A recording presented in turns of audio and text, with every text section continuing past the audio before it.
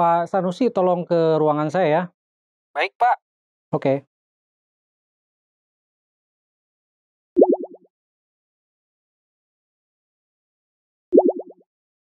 Pak, saya mau tanya, kita punya utang ke siapa aja ya? Terus saldonya berapa? Bentar Pak. Bella, lu tahu nggak? Nggak tahu Pak, di jurnal umum nggak ada datanya. Aduh, gimana sih Pak? Kita tuh perusahaan dagang, ngapain pakai jurnal umum? Udah tahu banyak transaksinya. Mulai besok-besok, pakai jurnal khusus makanya. Udah sono-sono, balik lagi kerja. Tuh kan Pak Sanusi dimarahin nih, gara-gara nggak tahu saldo utang dagang ke setiap supplier. Ya gitulah ya, kalau perusahaan dagang nyatetnya masih pakai jurnal umum. Nah, makanya di perusahaan dagang biasanya pakai jurnal yang lebih canggih. Jurnal apa yang dimaksud? Ya udah, yuk kita bahas.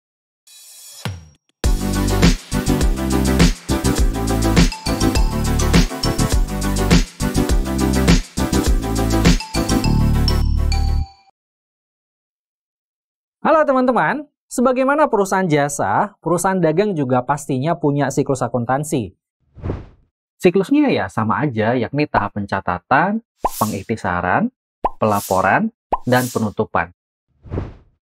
Nah, pada misi ini kita akan pelajari tahap pencatatan perusahaan dagang yang terdiri dari jurnal khusus, posting ke buku besar utama, dan posting ke buku besar pembantu ya teman-teman.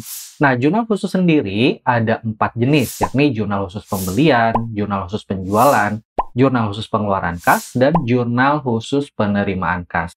Adapun buku besar pembantu terdiri dari buku besar pembantu utang dan buku besar pembantu piutang. Nah, di video ini kita akan belajar jurnal khusus dulu, yang terdiri dari definisi jurnal khusus pembelian, dan jurnal khusus pengeluaran kas. Nah, untuk jurnal khusus penjualan dan jurnal khusus penerimaan kas, nanti ya ada di video berikutnya. Oke, kita mulai dari definisi dulu nih teman-teman. Jurnal khusus merupakan jurnal yang berfungsi mencatat transaksi yang sering terjadi. Tentunya transaksi di perusahaan dagang lebih banyak ya, dan lebih kompleks dibandingkan dengan perusahaan jasa. Dengan adanya kondisi tersebut, perlu adanya jurnal yang memudahkan pekerjaan dengan melakukan spesialisasi, penghematan waktu, dan biaya juga. Nah, serta juga metode pengawasan yang lebih mudah nih teman-teman. Oke, kita lanjut ke jurnal khusus yang pertama, yakni jurnal khusus pembelian.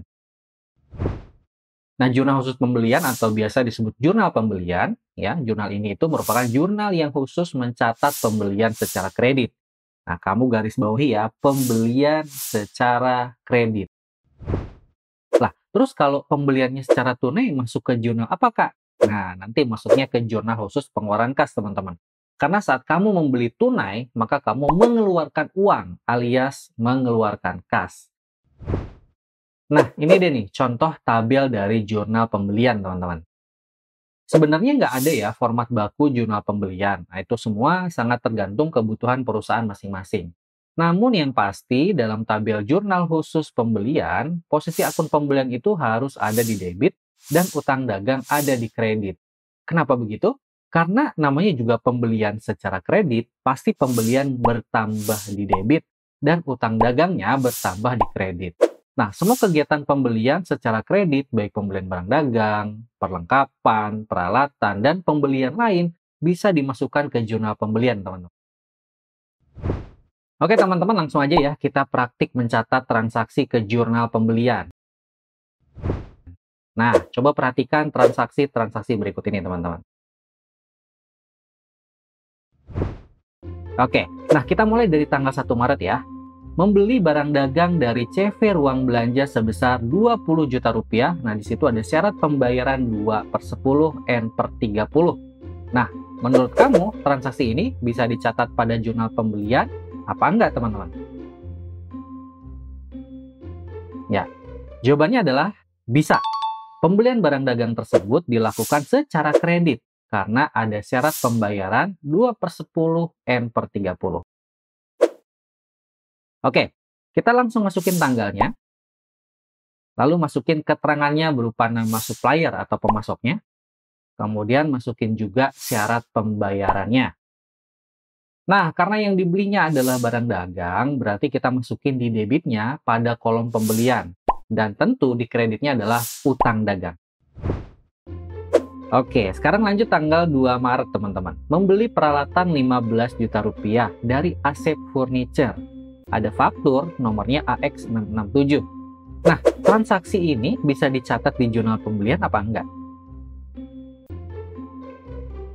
Ya, jawabannya bisa dong ya teman-teman, karena peralatan dibeli dengan bukti transaksi berupa faktur. Oke, masukin tanggal dan keterangannya. Kalau nggak ada syarat pembelian, ya kosongin aja teman-teman. Terus karena yang dibelinya adalah peralatan, maka kita masukin di debitnya pada kolom serba-serbi. Masukin nomor akun di kolom ref, nama akun di kolom akun, dan saldo transaksi di kolom jumlah. Di kredit, kita masukin juga nih kolom utang dagangnya, ya, berapa saldonya di situ. Oke, sekarang kita lanjut tanggal 3 Maret ya. Membeli perlengkapan Rp500.000 dari Asep ATK secara kredit. Oke, kita masukin dulu tanggal sama keterangannya. Nah, karena yang dibelinya adalah perlengkapan, berarti di debitnya kita masukin ke kolom perlengkapan. Nah, udah disediain di tabelnya tuh kan?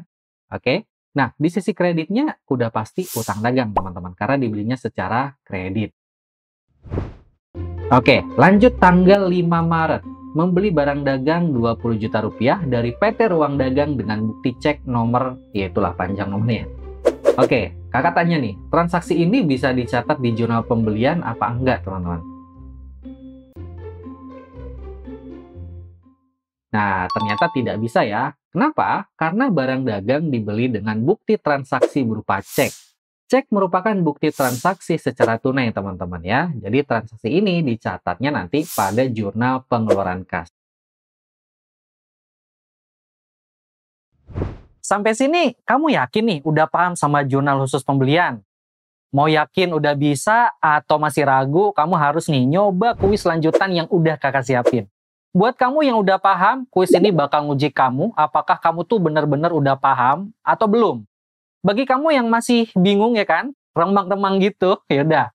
Kakak yakin setelah ngikutin kuis ini, kamu bakal tercerahkan. Nah, buat kamu yang sebelumnya udah pernah nyoba kuis ini atau lagi review materi aja, ya udah, skip juga nggak apa-apa, lanjut ke jurnal pengeluaran kas aja ya. Maaf ya, kamu harus update aplikasinya buat nikmatin fitur Adapto.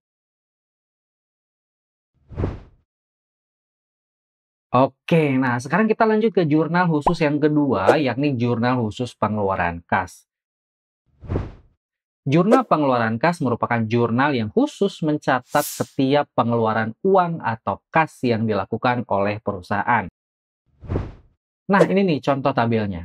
Karena jurnal pengeluaran kas digunakan untuk mencatat transaksi pengeluaran uang, maka sudah pasti akun kas ada di kredit ya, teman-teman. Oke, apa aja sih transaksi yang bisa dicatat di jurnal ini? Nah, transaksi yang dicatat pada jurnal pengeluaran kas terdiri dari yang pertama nih, membeli barang dagang secara tunai. Nah, inilah mengapa akun pembelian ada di debit ya, teman-teman. Karena ada pembelian tunai, akun pembelian bertambahnya di debit. Transaksi yang kedua adalah melunasi utang dagang. Saat utang dibayar, berarti utang berkurang dan dicatatnya di sisi debit ya, teman-teman. Jika pada saat kita membayar utang kemudian kita mendapatkan potongan pembelian, maka akan muncul potongan pembelian di sisi kredit. Terus yang ketiga nih, membeli aset secara tunai. Seperti perlengkapan dan peralatan contohnya ya.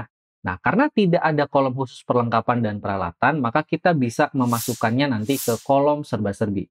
Kemudian yang keempat, membayar utang dan beban. Nah, utang yang dimaksud adalah utang non-dagang, misalnya utang bank ya teman-teman. Nah, transaksi seperti ini juga akan dicatat pada kolom serba-serbi karena tidak ada kolom khusus untuk mencatat beban dan utang selain utang dagang tadi. Kemudian yang kelima adalah pengambilan pribadi alias privé. Nah, privé menyebabkan uang perusahaan berkurang kan? Nah, privé akan dimasukkan ke kolom serba-serbi karena tidak ada kolom khusus privé. Oke, sekarang kita praktik aja ya teman-teman. Kita lanjutkan transaksi UD Mahmud. Nah, ini dia transaksinya. Oke, kita mulai dari tanggal 6 Maret. Membeli barang dagang dari CV Ruang Belanja 10 juta rupiah. Nah, ini bisa dicatat nggak di jurnal pengeluaran kas?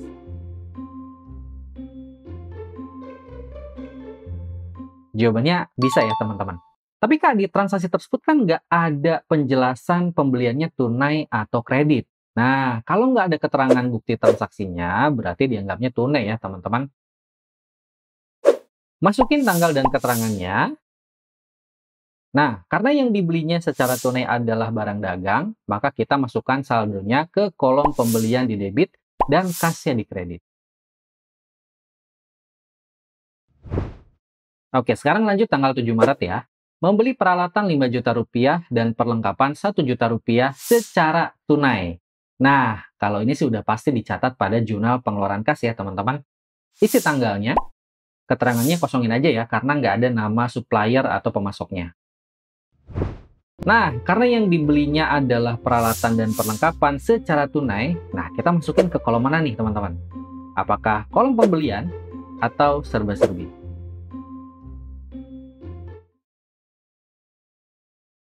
Tentu serba-serbi ya teman-teman, karena kolom pembelian khusus digunakan untuk mencatat transaksi pembelian barang dagang saja, yang tentunya dilakukan secara tunai.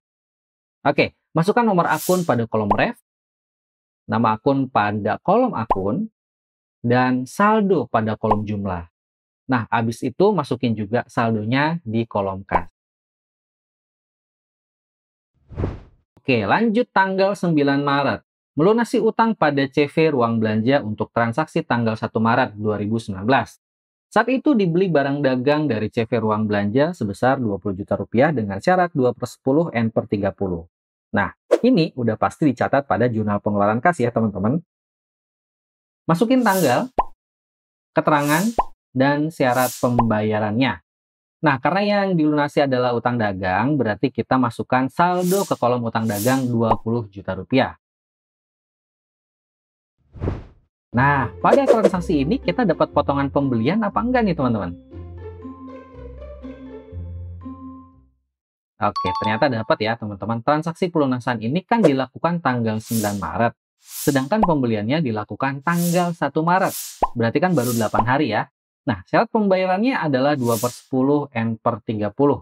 Jadi kita dapat potongan 2% dari 20 juta. Oke? Dengan demikian, potongan pembeliannya adalah 2% dikali 20 juta rupiah.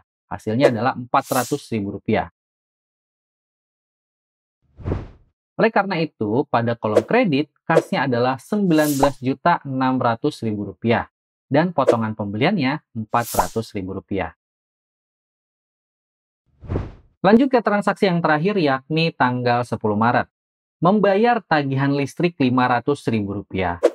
Oke, isi tanggalnya.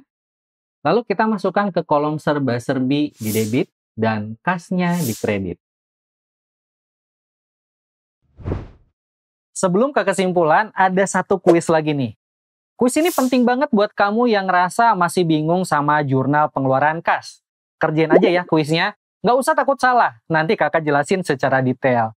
Nah, buat kamu yang mau nyoba ngetes pemahaman jurnal pengeluaran kas, boleh coba juga kok. Biar kamu makin paham tentunya. Nah, buat kamu yang sebelumnya udah pernah nyoba kuis ini, atau lagi review materinya aja, ya udah skip aja ke kesimpulan. Maaf ya, kamu harus update aplikasinya buat nikmatin fitur Adapto. Oke teman-teman, jadi kesimpulannya, jurnal pembelian adalah jurnal yang khusus mencatat pembelian secara kredit. Sedangkan jurnal pengeluaran kas adalah jurnal yang khusus mencatat setiap pengeluaran uang atau kas yang dilakukan oleh perusahaan. Pokoknya, setiap perusahaan mengeluarkan uang, maka dicatatnya di jurnal pengeluaran kas. Nah, masih ada jurnal khusus yang lain, tentunya akan kita pelajari pada video selanjutnya. Makanya, lanjutin belajarnya ya teman-teman.